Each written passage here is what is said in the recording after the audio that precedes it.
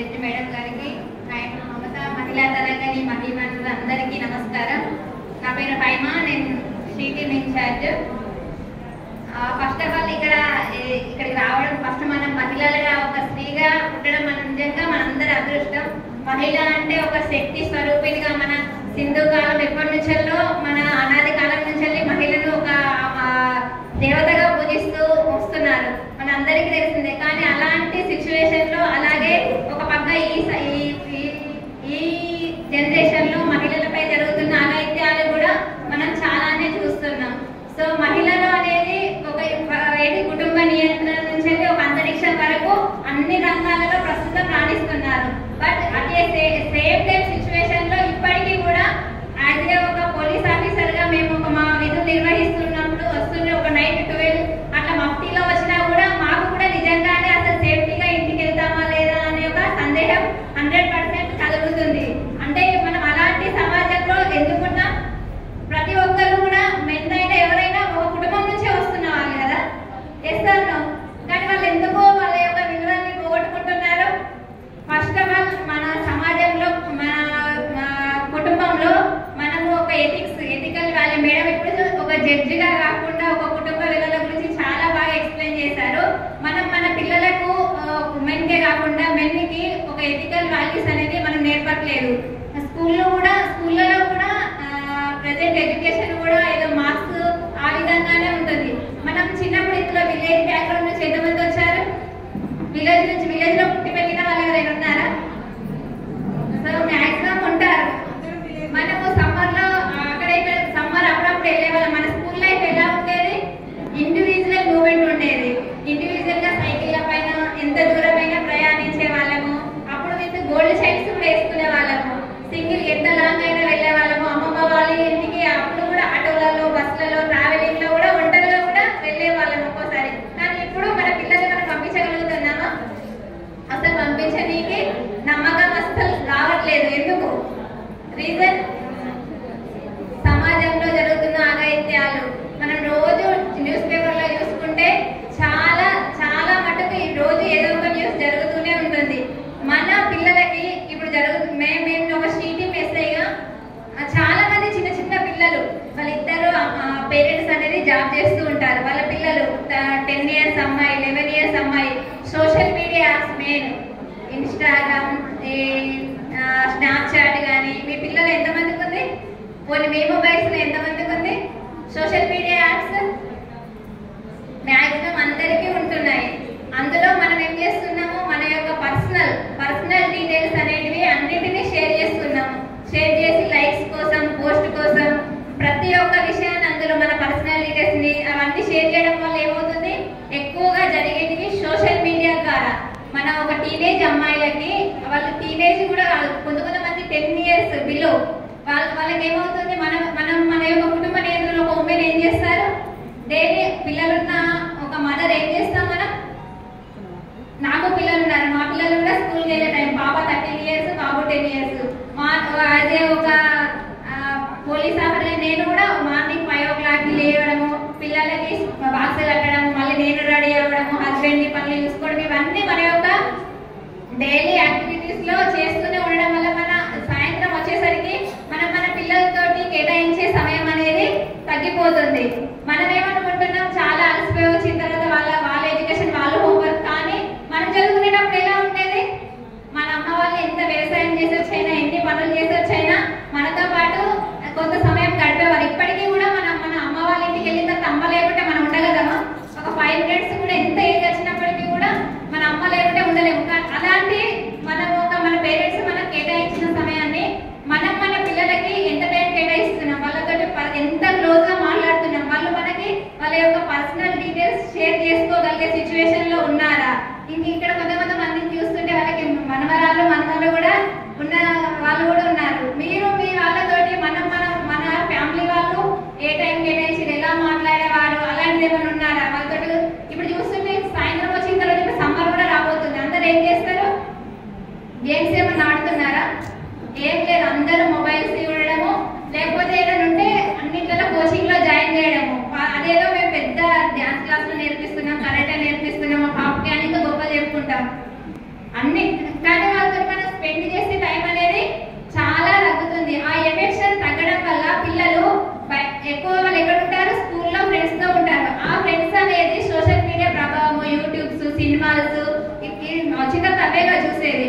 వాటి ప్రభావం వల్ల కొంత మ్యానిపులేట్ అయిపోయి అసలు వాళ్ళు ఏం జరుగుతుంది, ఎలాంటి సిచ్యువేషన్స్ వస్తున్నాయి మనకు షేర్ చేసుకోలేక, మనకి చెప్పుకుంటే ఏమంటారో మన పేరెంట్స్ అని చెప్పుకోలేక సూసైడ్స్ ఇలాంటివి, లేకపోతే ఈ హరాస్మెంట్స్ కానీ కొంతమంది ఏం చేస్తున్నారు వాళ్ళకి తెలియకుండానే ఇంట్లో చెప్పకుండా బయటకు వెళ్ళడం, ఇలాంటివి కూడా చాలా మంది పిల్లలు చేస్తున్నారు.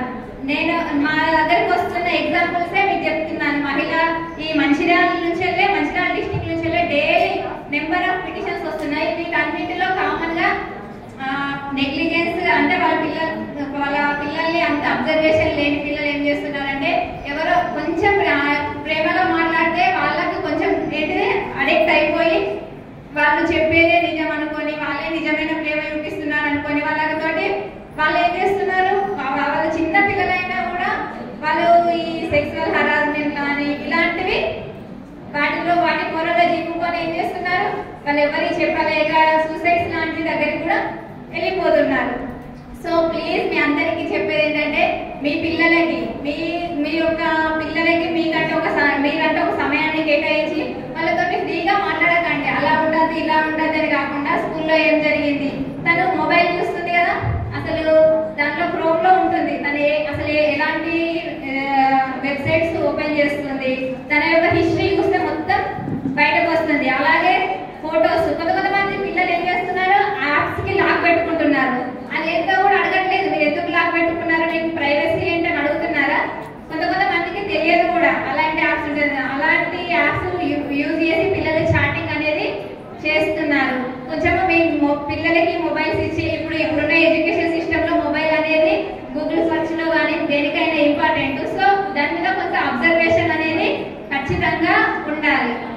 ఇంకా మీ యొక్క పర్సనల్ మహిళగా అయితే మనం నిజం చెప్పాలంటే చాలా ఎమోషనల్లీ అండ్ మనకు పేషెన్సీ అనేది కూడా ఎక్కువగా ఉంటుంది. మనం ఇక్కడ అంతమంది ఉన్నా కూడా ఒక్కొక్కరికి పర్సనల్ లైఫ్ లో చాలా ప్రాబ్లమ్స్ అనేవి ఉంటూనే ఉంటాయి. హస్బెండ్ పరంగా అవ్వచ్చు, వర్క్ పరంగా అవ్వచ్చు, పిల్లల పరంగా అవ్వచ్చు. మనం ఒక ఎక్స్పెక్టేషన్స్ పెట్టుకుంటాము మన పిల్లల పైన, హస్బెండ్ పైన, మన వర్క్ పైన. దాన్ని రీచ్ కాకపోతే ఏముంటుంది, అప్సెట్ అనేది ఉంటుంది. మార్నింగ్ నుంచి ఈవినింగ్ వరకు మనం బాగా కోసం కష్టపడతాం. కానీ మనకంటూ ఫర్ ఎగ్జాంపుల్ మనం మార్నింగ్ ఏదో కర్రీ చేసినాం, ఈవినింగ్ ఏమో కర్రీ చేసినాం, అందరు తిన్నాక మనం తింటాం. అదేదో పిల్లలకు నచ్చకుంటే, హస్బెండ్కి నచ్చకుంటే సపరేట్ పక్కా ఒక కర్రీ చేస్తాం. మన దగ్గర ఓపిక లేకుండా ఉన్నా కర్రీ చేస్తాం. అదే మనకు సరిపోకపోయినా, మనకు నచ్చకపోయినా మనకంటూ మనం ఎంతమంది చేసుకుంటాం ఇందులో, ఏదో చట్నీతో లేకుంటే ఏదో దాంతో కవర్ చేసుకుంటూ ఏదో ఒకటి కడుపు నింపుకొని నీళ్ళైతే లేకపోతే ఓపిక లేకపోతే అలానే పడుకోవడం అనేది జరుగుతుంది. సో అలా కాకుండా మన కుటుంబం అనేది మొత్తం కూడా ఒక ఉమెన్ పైన ఆధారపడి ఉంటుంది. మీరు చూడండి, ఒక ఉమెన్ చనిపోయిన ఇంటిలో చూడండి, ఆమె వాళ్ళ పిల్లలకి అన్ని విధాల సౌకర్యాలు అందిస్తూ వాళ్ళ హస్బెండ్ ఉన్నా లేకున్నా కూడా, ఒకవేళ తను ఎలాంటి సిచ్యువేషన్స్ ఉన్నా కూడా తను ఒక మంచి పొజిషన్ లో ఉంచగలుగుతుంది. అదే హస్బెండ్ చనిపోతే, అదే ఒక ఉమెన్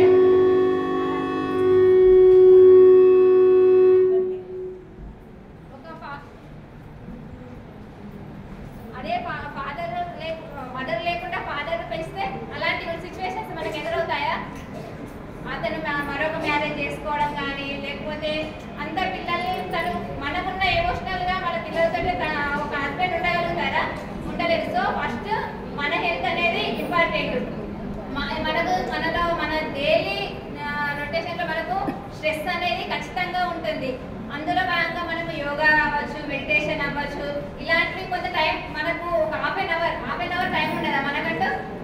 ఖచ్చితంగా మనకంటూ ఒక హాఫ్ అన్ అవర్ టైం కేటాయించుకొని అందులో యోగా కానీ, మెడిటేషన్ కానీ ఇలాంటి వాటికి కేటాయించండి. ఫస్ట్ ఆఫ్ ఆల్ నేను ఈ ప్రోగ్రామ్ లో పాల్గొన్నందుకు చాలా హ్యాపీగా ఉంది. మీరందరూ కూడా ఎంతో సంబంధం లేకుండా ఎంతమంది చాలా అంటే మంచి డాన్సింగ్ అని, ఇంట్లో ఫ్యామిలీ ప్రాబ్లమ్స్ అందరికీ ఉంటాయి, ఏదో ఒక ప్రాబ్లం అంటూ ఉంటుంది. ఉండని వాళ్ళు ఎవరైనా ఉంటారా? ఉండని వాళ్ళు ఉంటారంటే అది అబద్ధం చెప్తున్నారు నాతో. సో మనము మన యొక్క కుటుంబాన్ని మనం అనుకున్న విధంగా తీర్చిదిద్దడానికి అనుకోవడమే కాదు, దాన్ని అది సాకారం చేసుకోవాలంటే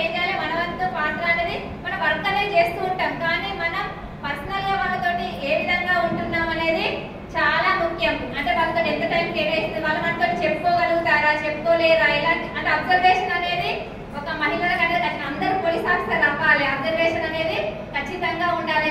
అంటే మన పిల్లలు ఎలాంటి తప్పటడుగులు వేస్తున్నారా, రైట్ లో ఉన్నారా అనేది. ఒకవేళ వాళ్ళకి హార్మోన్స్ ఇంబ్యాలెన్స్ వల్ల ఇప్పుడు మనం కూడా అదే నుంచి వచ్చాం కదా, మనం అప్పుడు అబ్బాయిలతో మాట్లాడాలంటే కనీసం అవసరాలకి నోట్స్ కోసమైనా మాట్లాడాలంటే ఆలోచించే వాళ్ళం, అదే వీళ్ళు ఏమనుకుంటున్నారు. కానీ ఇప్పుడున్న జనరేషన్ అలా లేదు. ఏమంటే ఫ్రెండ్ అని అంటున్నారు. సో ఫ్రెండ్ అయితే ఓకే, కానీ వాళ్ళ లిమిట్స్ అనేది వాళ్ళ లిమిట్స్ లో ఉన్నారా లేదా అని అబ్జర్వ్ చేయాల్సిన బాధ్యత అది ఒక మదర్ గా మనకు ఖచ్చితంగా ఉంటుంది. సో మీరు అందరూ కూడా మీ యొక్క పిల్లల్ని మంచి ఉన్నతమైన ఎథిక్స్ తోటి పెంచాలని, అలాగే మీ లైఫ్ లో మీ పిల్లలు అనేది ఉన్నత శిఖరాలకు చేరుకొని మీ యొక్క ఆరోగ్యాన్ని మీరు కాపాడుకుంటూ ఆనందంగా ఉండాలని కోరుకుంటూ, మీకు ఎలాంటి సిచ్యువేషన్ ఎదురైనా మీకు ఎలాంటి ప్రాబ్లమ్స్ వచ్చినా కూడా మా పోలీస్ అనేది ఒకరు ఉన్నారని, ఒకవేళ మీ యొక్క ప్రాబ్లమ్స్ అనేది మనం ఏమనుకుంటాము, ఎలాంటి సిచ్యువేషన్స్ వచ్చినా కొన్ని ప్రెజర్లు వచ్చినా మా కుటుంబం పరువు బయటకు వెళ్తుందేమో అనేసి అలాంటి ఆ సిచ్యువేషన్ కొన్నిసార్లు అలాగే కాంప్రమైజ్ అవ్వకుంటూ వచ్చాం. దేనికైనా ఒక హద్దు ఉంటుంది. ఆ హద్దు అనేది మన ప్రాణానికి నష్టం కలిగించినప్పుడు మీరు ఖచ్చితంగా బయటకు రావాలి. మీకు ఎలాంటి ప్రాబ్లం ఉన్నా మీ సమస్య అనేది ఎక్కడా తెలియకుండా మా పోలీస్ అనేది పరిష్కరిస్తుందని నేను ఖచ్చితంగా చెప్తున్నాను. Thank you so much.